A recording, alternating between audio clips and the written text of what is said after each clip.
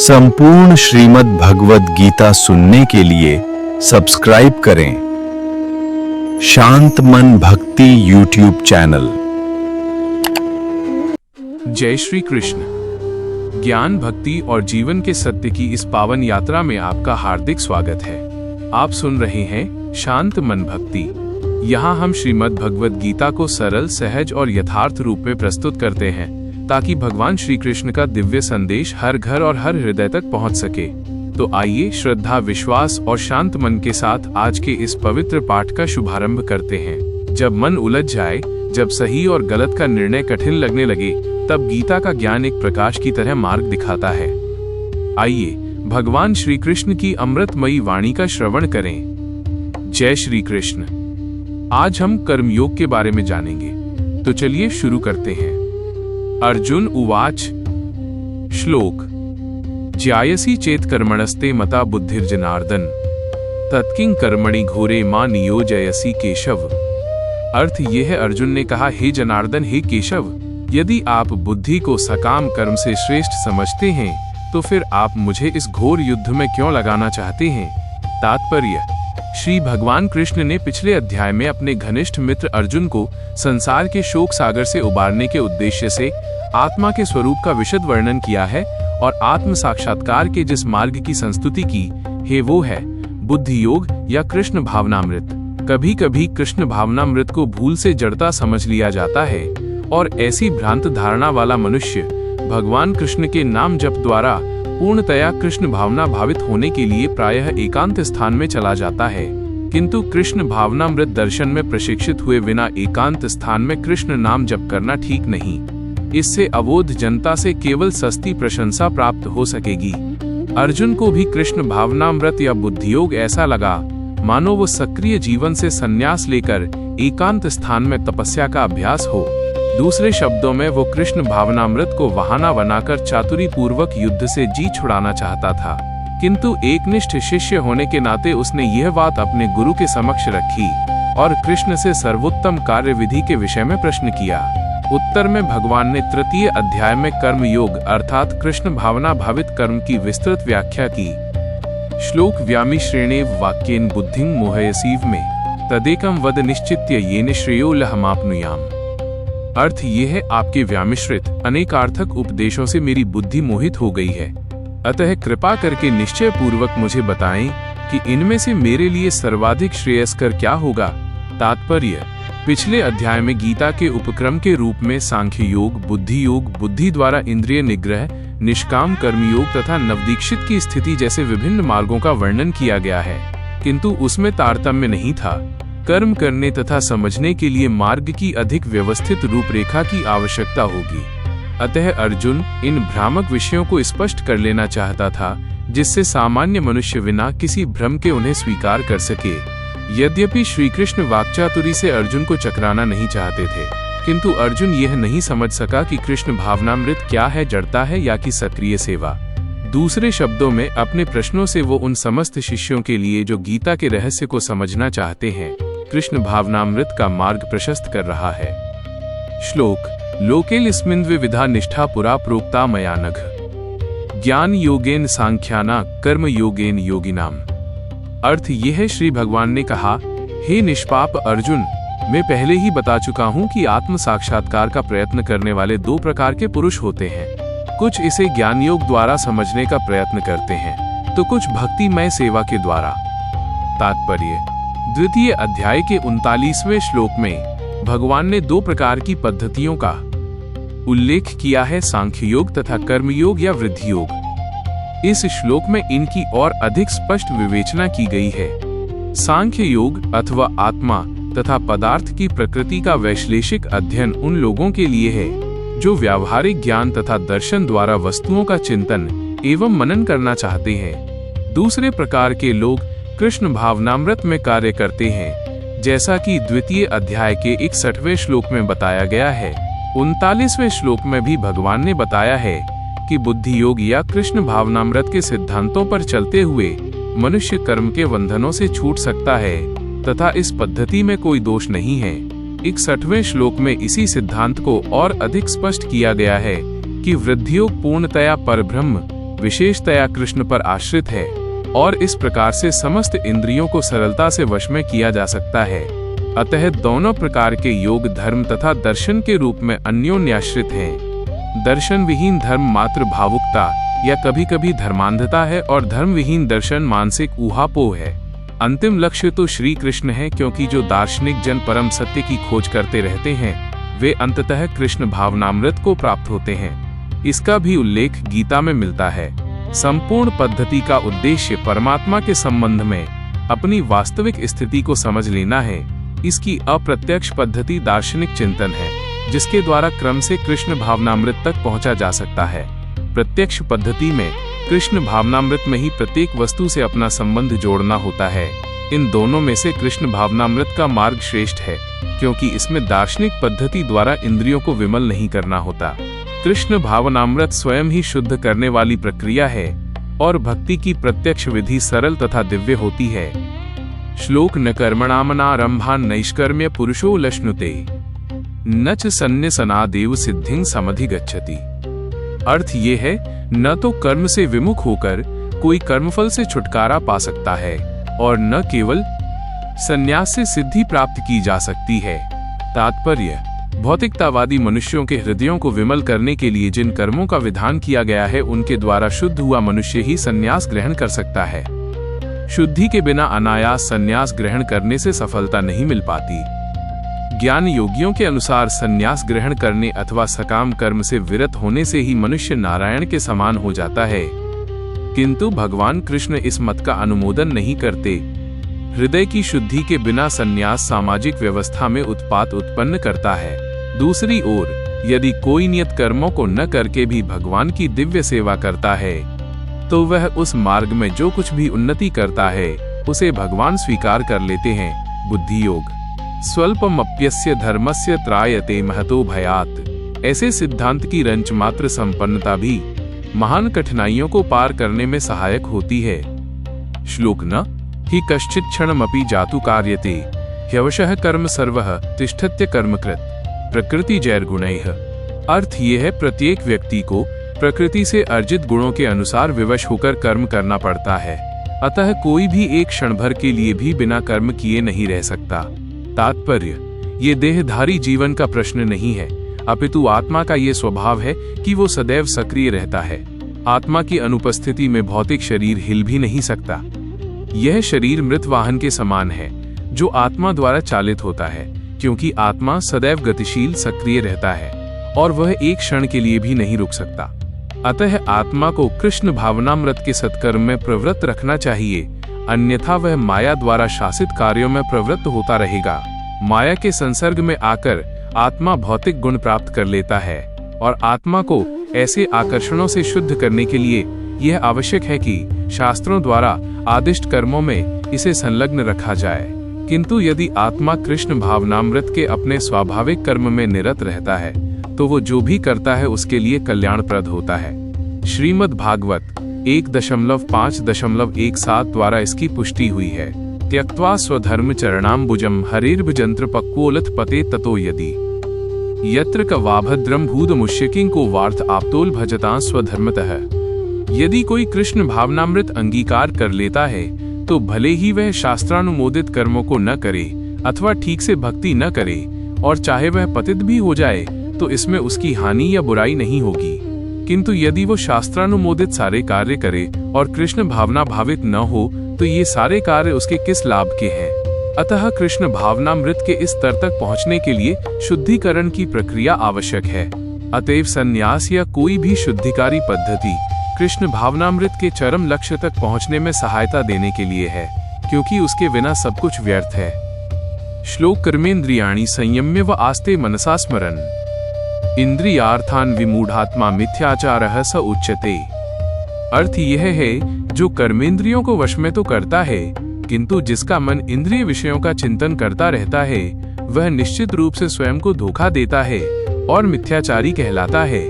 तात्पर्य, ऐसे अनेक मिथ्याचारी व्यक्ति होते हैं जो कृष्ण भावनामृत में कार्य तो नहीं करते किंतु ध्यान का दिखावा करते हैं, जबकि वास्तव में वे मन में इंद्रिय भोग का चिंतन करते रहते हैं। ऐसे लोग अपने अबोध शिष्यों को बहकाने के लिए शुष्क दर्शन के विषय में भी व्याख्यान दे सकते हैं, किंतु इस श्लोक के अनुसार वे सबसे बड़े धूर्त हैं। इंद्रिय सुख के लिए किसी भी आश्रम में रहकर कर्म किया जा सकता है, किंतु यदि उस विशिष्ट पद का उपयोग विधि विधानों के पालन में किया जाए तो व्यक्ति की क्रमशः आत्मशुद्धि हो सकती है। किंतु जो अपने को योगी बताते हुए इंद्रिय तृप्ति के विषयों की खोज में लगा रहता है, वो सबसे बड़ा धूर्त है। भले ही वह कभी कभी दर्शन का उपदेश क्यों न दे, उसका ज्ञान व्यर्थ है, क्योंकि ऐसे पापी पुरुष के ज्ञान के सारे फल भगवान की माया द्वारा हर लिए जाते हैं। ऐसे धूर्त का चित्त सदैव अशुद्ध रहता है, अतएव उसके यौगिक ध्यान का कोई अर्थ नहीं होता। श्लोक यस्त्विन्द्रियाणि मनसा नियम्यारभतेर्जुन कर्मेन्द्रियैः कर्मयोगं सक्तः स विशिष्यते।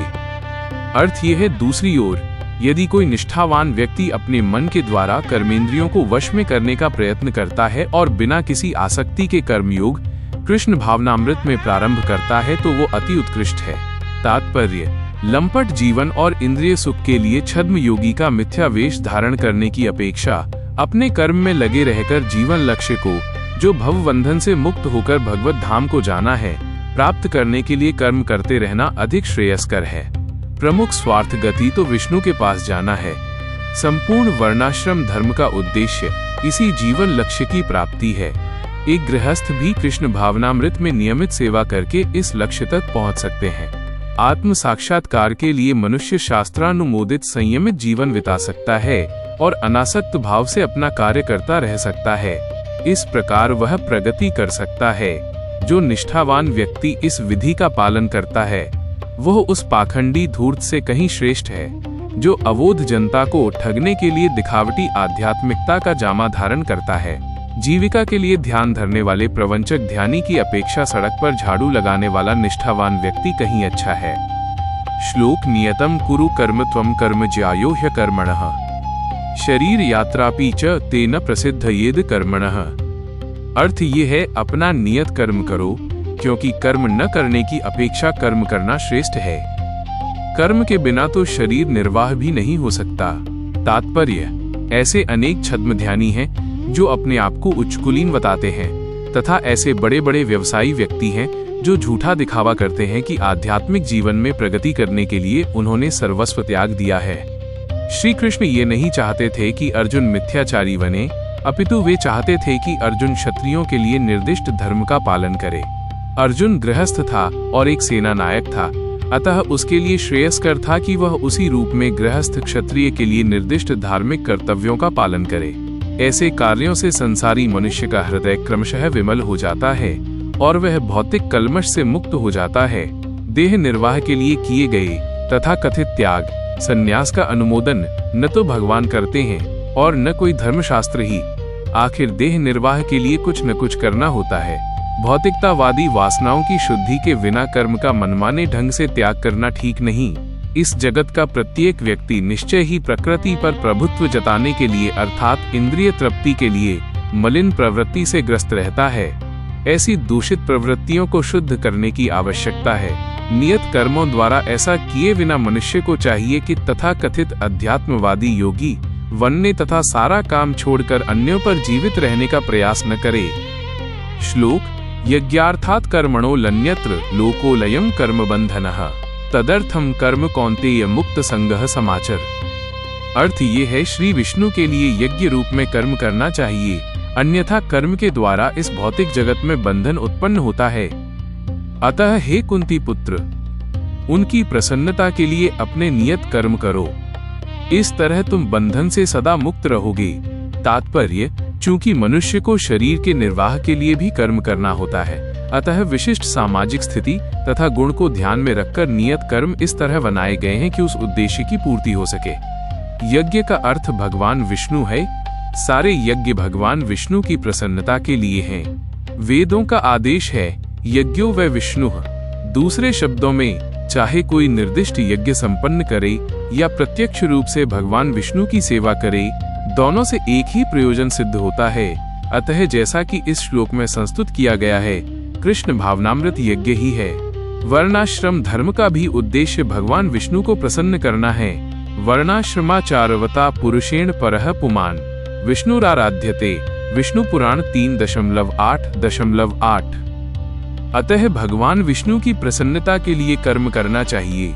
इस जगत में किया जाने वाला अन्य कोई कर्म बंधन का कारण होगा, क्योंकि अच्छे तथा चुरे कर्मों के फल होते हैं और कोई भी फल कर्म करने वाले को बांध लेता है। अतः कृष्ण विष्णु को प्रसन्न करने के लिए कृष्ण भावना भावित होना होगा, और जब कोई ऐसा कर्म करता है तो वह मुक्त दशा को प्राप्त रहता है। यही महान कर्म कौशल है, और प्रारंभ में इस विधि में अत्यंत कुशल मार्गदर्शन की आवश्यकता होती है। अतः भगवत भक्त के निर्देशन में या साक्षात भगवान कृष्ण के प्रत्यक्ष आदेश के अंतर्गत जिनके अधीन अर्जुन को कर्म करने का अवसर मिला था, मनुष्य को परिश्रम पूर्वक कर्म करना चाहिए। इंद्रिय तृप्ति के लिए कुछ भी नहीं किया जाना चाहिए, अपितु हर कार्य कृष्ण की प्रसन्नता तुष्टि के लिए होना चाहिए। इस विधि से न केवल कर्म के बंधन से बचा जा सकता है, अपितु इससे मनुष्य को क्रमशः भगवान की वह प्रेमा भक्ति प्राप्त हो सकेगी जो भगवत धाम को ले जाने वाली है। श्लोक सह यज्ञाः प्रजाः सृष्ट्वा पुरोवाच प्रजापतिः अनेन प्रसविष्यध्वमेशवोलस्त्विष्टकामधुक्। अर्थ यह है, सृष्टि के प्रारंभ में समस्त प्राणियों के स्वामी प्रजापति ने विष्णु के लिए यज्ञ सहित मनुष्यों तथा देवताओं की संततियों को रचा और उनसे कहा, तुम इस यज्ञ से सुखी रहो, क्योंकि इसके करने से तुम्हें सुख पूर्वक रहने तथा मुक्ति प्राप्त करने के लिए समस्त वांछित वस्तुएं प्राप्त हो सकेंगी। तात्पर्य, प्राणियों के स्वामी विष्णु द्वारा भौतिक सृष्टि की रचना बद्ध जीवों के लिए भगवत धाम वापस जाने का सुअवसर है। इस सृष्टि के सारे जीव प्रकृति द्वारा बद्ध हैं, क्योंकि उन्होंने श्री भगवान विष्णु या कृष्ण के साथ अपने संबंध को भुला दिया है। इस शाश्वत संबंध को समझने में वैदिक नियम हमारी सहायता के लिए हैं, जैसा कि भगवत गीता में कहा गया है, वेदैश्च सर्वैरहमेव वेद्यः। भगवान का कथन है कि वेदों का उद्देश्य मुझे समझना है। वैदिक स्तुतियों में कहा गया है, पति विश्वस्यात्मेश्वरम। अतः जीवों के स्वामी प्रजापति श्री भगवान विष्णु हैं। श्रीमद् भागवत में भी 2.4.20 श्री सुखदेव गोस्वामी ने भगवान को अनेक रूपों में पति कहा है। श्रियः पतिर्यज्ञपतिः, प्रजापतिर्धिया पतिर्लोकपतिर्धरापतिः, पतिर्गतिश्चान्धक वृष्णि सात्वतां प्रसीदता में भगवान सतां पतिः। प्रजापति तो भगवान विष्णु हैं और वे समस्त प्राणियों के, समस्त लोकों के तथा सुंदरता के स्वामी पति हैं और हर एक के त्राता हैं।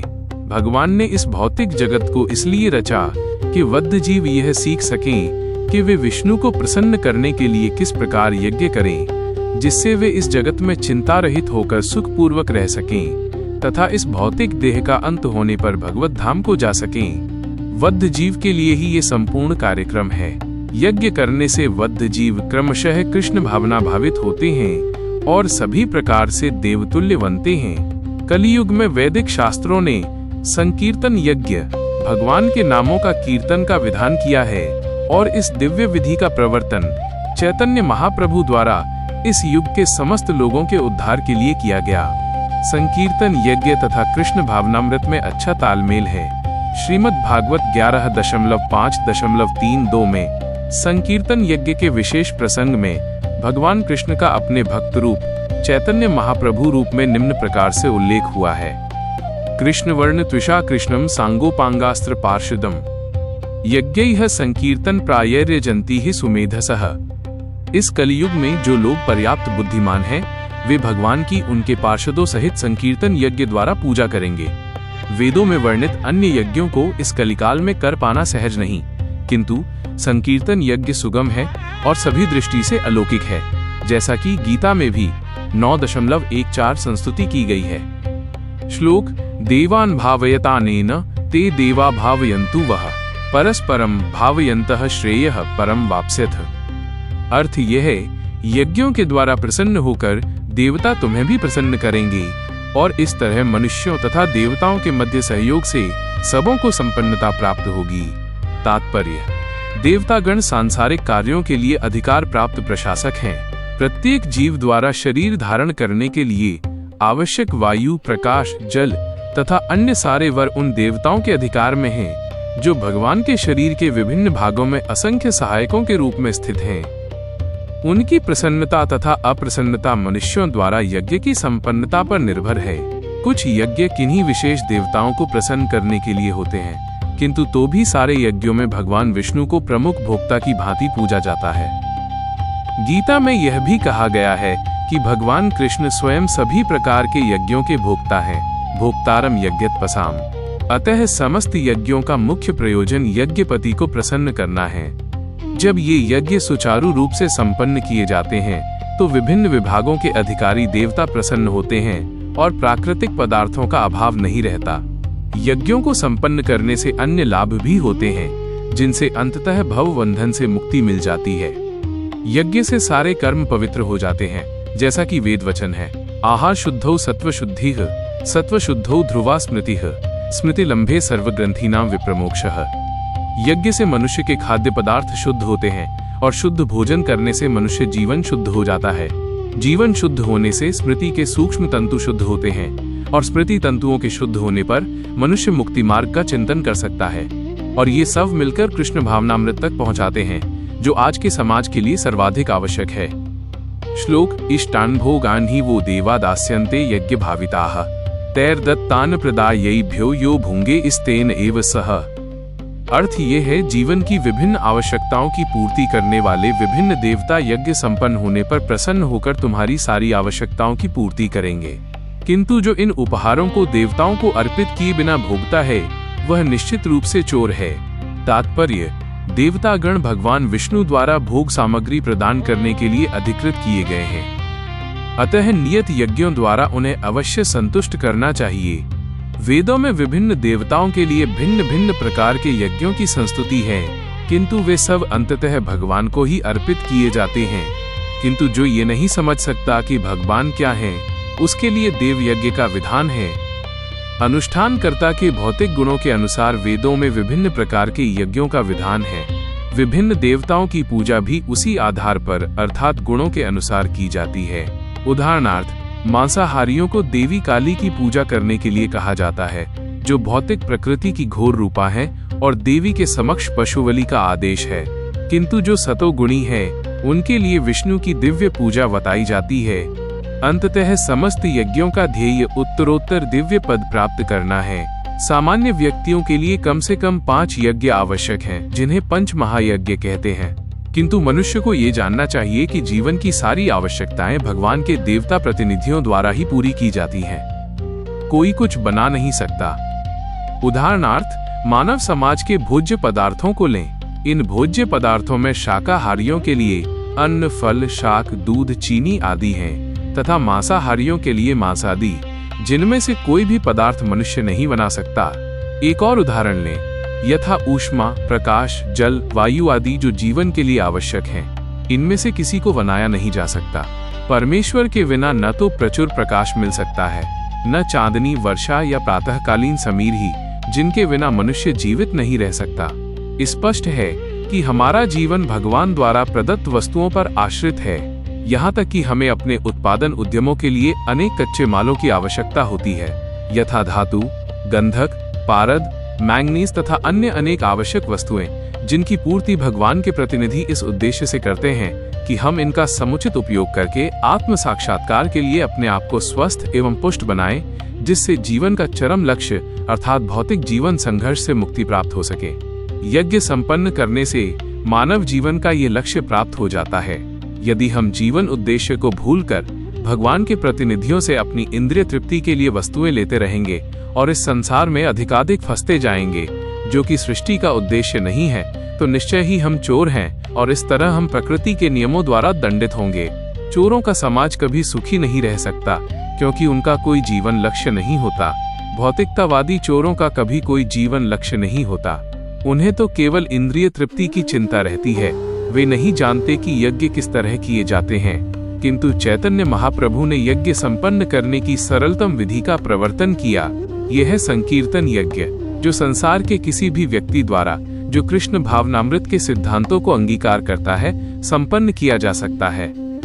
श्लोक यज्ञ शिष्टाशिनः संतो मुच्यन्ते सर्वकिल विषयः भुंजते ते त्वघम पापा ये पचन्त्यात्म कारणात्। अर्थ ये है, भगवान के भक्त सभी प्रकार के पापों से मुक्त हो जाते हैं, क्योंकि वे यज्ञ में अर्पित किए भोजन प्रसाद को ही खाते हैं। अन्य लोग जो अपने इंद्रिय सुख के लिए भोजन बनाते हैं वे निश्चित रूप से पाप खाते हैं। तात्पर्य, भगवत भक्तों या कृष्ण भावना भावित पुरुषों को संत कहा जाता है। वे सदैव भगवत प्रेम में निमग्न रहते हैं, जैसा कि ब्रह्म संहिता में 5.38 कहा गया है। प्रेमांजन अच्छुरित भक्ति विलोचनेन संतः सदैव हृदयेषु विलोकयन्ति। संतगण श्री भगवान गोविंद समस्त आनंद के दाता या मुकुंद मुक्ति के दाता या कृष्ण सबों को आकृष्ट करने वाले पुरुष के प्रगाढ़ प्रेम में मग्न रहने के कारण कोई भी वस्तु परम पुरुष को अर्पित किए बिना ग्रहण नहीं करते। फलतः ऐसे भक्त पृथक पृथक भक्ति साधनों के द्वारा यथा श्रवण, कीर्तन, स्मरण, अर्चन आदि के द्वारा यज्ञ करते रहते हैं, जिससे वे संसार की संपूर्ण पापमयी संगति के कल्मश से दूर रहते हैं। अन्य लोग जो अपने लिए या इंद्रिय तृप्ति के लिए भोजन बनाते हैं, वे न केवल चोर हैं, अपितु सभी प्रकार के पापों को खाने वाले हैं। जो व्यक्ति चोर तथा पापी दोनों हो, भला वो किस तरह सुखी रह सकता है? ये संभव नहीं। अतः सभी प्रकार से सुखी रहने के लिए मनुष्यों को पूर्ण कृष्ण भावनामृत में संकीर्तन यज्ञ करने की सरल विधि बताई जानी चाहिए, अन्यथा संसार में शांति या सुख नहीं हो सकता। श्लोक अन्नाद् भवन्ति भूतानि पर्जन्यादन्न संभवः यज्ञाद् भवति पर्जन्यो यज्ञः कर्म समुद्भवः। अर्थ ये है, सारे प्राणी अन्न पर आश्रित हैं जो वर्षा से उत्पन्न होता है। वर्षा यज्ञ संपन्न करने से होती है और यज्ञ नियत कर्मों से उत्पन्न होता है। तात्पर्य, भगवत गीता के महान टीकाकार श्रील बलदेव विद्याभूषण इस प्रकार लिखते हैं, ये इंद्राद्यंगतयावस्थितं यज्ञं सर्वेश्वरं विष्णुं भ्यर्चितच्छेषमश्नन्ति तेन तद्देह यात्रां सम्पादयन्ति ते सन्तः सर्वेश्वरस्य यज्ञपुरुषस्य भक्ताः सर्वकिल्बिषैर् अनादिकाल विवृद्धेर आत्मानुभव प्रतिबंधकैर्निखिलेह पापैर्विमुच्यन्ते। परमेश्वर जो यज्ञ पुरुष अथवा समस्त यज्ञों के भोक्ता कहलाते हैं, सभी देवताओं के स्वामी हैं और जिस प्रकार शरीर के अंग पूरे शरीर की सेवा करते हैं, उसी तरह सारे देवता उनकी सेवा करते हैं। इंद्र, चंद्र तथा वरुण जैसे देवता भगवान द्वारा नियुक्त अधिकारी हैं जो सांसारिक कार्यों की देखरेख करते हैं। सारे वेद इन देवताओं को प्रसन्न करने के लिए यज्ञों का निर्देश करते हैं, जिससे वे अन्न उत्पादन के लिए प्रचुर वायु, प्रकाश तथा जल प्रदान करें। जब कृष्ण की पूजा की जाती है तो उनके अंग स्वरूप देवताओं की भी स्वतः पूजा हो जाती है, अतः देवताओं की अलग से पूजा करने की आवश्यकता नहीं होती। इसी हेतु कृष्ण भावना भावित भगवत भक्त सर्वप्रथम कृष्ण को भोजन अर्पित करते हैं और तब खाते हैं। यह ऐसी विधि है जिससे शरीर का आध्यात्मिक पोषण होता है। ऐसा करने से न केवल शरीर के विगत पापमय कर्मफल नष्ट होते हैं, अपितु शरीर प्रकृति के समस्त कल्मशों से निरापद हो जाता है। जब कोई छूत का रोग फैलता है तो इसके आक्रमण से बचने के लिए रोगाणुरोधी टीका लगाया जाता है। इसी प्रकार भगवान विष्णु को अर्पित करके ग्रहण किया जाने वाला भोजन हमें भौतिक संदूषण से निरापद बनाता है, और जो इस विधि का अभ्यस्त है वह भगवक्त कहलाता है। अतः कृष्ण भावना भावित व्यक्ति जो केवल कृष्ण को अर्पित किया गया भोजन करता है, वह उन समस्त विगत भौतिक दूषणों के फलों का सामना करने में समर्थ होता है जो आत्म साक्षात्कार के मार्ग में बाधक बनते हैं। इसके विपरीत जो ऐसा नहीं करता, वह अपने पापपूर्ण कर्म को बढ़ाता रहता है, जिससे उसे सारे पाप फलों को भोगने के लिए अगला शरीर कुकरों सूकरों के समान मिलता है। यह भौतिक जगत नाना कल्मशों से पूर्ण है, और जो भी भगवान के प्रसाद को ग्रहण करके उनसे निरापद हो लेता है वो उनके आक्रमण से बच जाता है, किंतु जो ऐसा नहीं करता वो कल्मश का लक्ष्य बनता है। अन्न अथवा शाक वास्तव में खाद्य हैं। मनुष्य विभिन्न प्रकार के अन्न, शाक, फल आदि खाते हैं, जबकि पशु इन पदार्थों के उच्छिष्ट को खाते हैं। जो मनुष्य मांस खाने के अभ्यस्त हैं, उन्हें भी शाक के उत्पादन पर निर्भर रहना पड़ता है, क्योंकि पशु शाक ही खाते हैं। अतएव हमें अंततोगत्वा खेतों के उत्पादन पर ही आश्रित रहना है, बड़ी बड़ी फैक्ट्रियों के उत्पादन पर नहीं।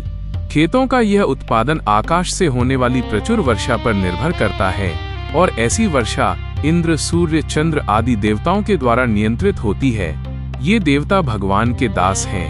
भगवान को यज्ञों के द्वारा संतुष्ट रखा जा सकता है, अतः जो इन यज्ञों को संपन्न नहीं करता उसे अभाव का सामना करना होगा। यही प्रकृति का नियम है। अतः भोजन के अभाव से बचने के लिए यज्ञ, और विशेष रूप से इस युग के लिए संस्तुत संकीर्तन यज्ञ संपन्न करना चाहिए। श्लोक कर्म ब्रह्मोद्भवम विद्धि ब्रह्माक्षर समुद्भवम तस्मात् सर्वगतम ब्रह्म नित्यम यज्ञे प्रतिष्ठितम। अर्थ ये है, वेदों में नियमित कर्मों का विधान है और ये वेद साक्षात श्री भगवान पर ब्रह्म से प्रकट हुए हैं। फलतः सर्वव्यापी ब्रह्म यज्ञ कर्मों में सदा स्थित रहता है। तात्पर्य, इस श्लोक में यज्ञार्थ कर्म अर्थात कृष्ण को प्रसन्न करने के लिए कर्म की आवश्यकता को भलीभांति विवेचित किया गया है। यदि हमें यज्ञ पुरुष विष्णु के परितोष के लिए कर्म करना है तो हमें ब्रह्म या दिव्य वेदों से कर्म की दिशा प्राप्त करनी होगी। अतः सारे वेद कमदिशों की संहिताएं हैं। वेदों के निर्देश के बिना किया गया कोई भी कर्म विकर्म या अवैध अथवा पापपूर्ण कर्म कहलाता है। अतः कर्म फल से बचने के लिए सदैव वेदों से निर्देश प्राप्त करना चाहिए। जिस प्रकार सामान्य जीवन में राज्य के निर्देश के अंतर्गत कार्य करना होता है, उसी प्रकार भगवान के परम राज्य के निर्देशन में कार्य करना चाहिए। वेदों में ऐसे निर्देश भगवान के श्वास से प्रत्यक्ष प्रकट होते हैं। कहा गया है, अस्य महतो भूतस्य निश्वसितम एतद यद्ऋग्वेदो यजुर्वेदः सामवेदोऽथर्वांगिरसः। चारों वेद ऋग्वेद यजुर्वेद सामवेद भगवान के श्वास से उद्भूत हैं। बृहदारण्यक उपनिषद 4.5.11 ब्रह्म संहिता से प्रमाणित होता है कि सर्वशक्तिमान होने के कारण भगवान अपने श्वास के द्वारा बोल सकते हैं। अपनी प्रत्येक इंद्रिय के द्वारा अन्य समस्त इंद्रियों के कार्य संपन्न कर सकते हैं। दूसरे शब्दों में, भगवान अपनी निश्वास के द्वारा बोल सकते हैं और वे अपने नेत्रों से गर्भाधान कर सकते हैं वस्तुतः ये कहा जाता है कि उन्होंने प्रकृति पर दृष्टिपात किया और समस्त जीवों को गर्भस्थ किया। इस तरह प्रकृति के गर्भ में बद्ध जीवों को प्रविष्ट करने के पश्चात उन्होंने उन्हें वैदिक ज्ञान के रूप में आदेश दिया, जिससे वे भगवत धाम वापस जा सकें। हमें यह सदैव स्मरण रखना चाहिए कि प्रकृति में सारे बद्ध जीव भौतिक भोग के लिए इच्छुक रहते हैं, किंतु वैदिक आदेश इस प्रकार बनाए गए हैं कि मनुष्य अपनी विकृत इच्छाओं की पूर्ति कर सकता है और तथाकथित सुखभोग पूरा करके भगवान के पास लौट सकता है। बद्ध जीवों के लिए मुक्ति प्राप्त करने का ये सुनहरा अवसर होता है। अतः उन्हें चाहिए कि कृष्ण भावना भावित होकर यज्ञ विधि का पालन करें। यहाँ तक कि जो वैदिक आदेशों का पालन नहीं करते, वे भी कृष्ण भावनामृत के सिद्धांतों को ग्रहण कर सकते हैं, जिससे वैदिक यज्ञों या कर्मों की पूर्ति हो जाएगी। श्लोक एवं प्रवर्तितम चक्रम नानुवर्तयति यः अघायुरिंद्रियारामो मोघम पार्थ सजीवति। अर्थ ये है, हे प्रिय अर्जुन, जो मानव जीवन में इस प्रकार वेदों द्वारा स्थापित यज्ञ चक्र का पालन नहीं करता, वह निश्चय ही पाप में जीवन व्यतीत करता है। ऐसा व्यक्ति केवल इंद्रियों की तुष्टि के लिए व्यर्थ ही जीवित रहता है। तात्पर्य, इस श्लोक में भगवान ने कठोर परिश्रम करो और इंद्रिय तृप्ति का आनंद लो इस सांसारिक विचारधारा का तिरस्कार किया है।